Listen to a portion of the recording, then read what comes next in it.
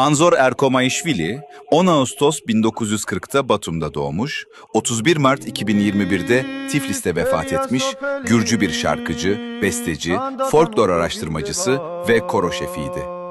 Guriye bölgesinden çok sesli Gürcü halk repertuarını toplamaya ve notaya aktarmaya başladı. 1968'de Rustavi Korosu'nu kurdu ve bu toplulukla Gürcistan içinde ve dışında uzun yıllar konserler verdi. Erkomayishvili'nin en büyük katkısı, dağılmış ve unutulmaya yüz tutmuş halk ezgilerini arşivlerden bulup restore etmesi, derlemesi ve yeniden yaygınlaştırmasıydı.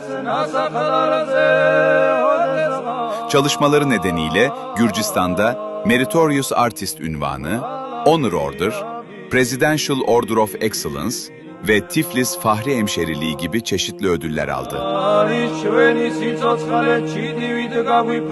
Anzor Erkomayishvili, 1992 yılından beri İnegöl'e gerek bakanlık tarafından kültürel anlamda görevli olarak, gerek bireysel anlamda sürekli ziyaret eden ve İnegöl'deki Gürcü soydaşlarının onun gönlünde ayrı bir yeri olduğu her zaman ifade eden samimi bir kültür insanıydı.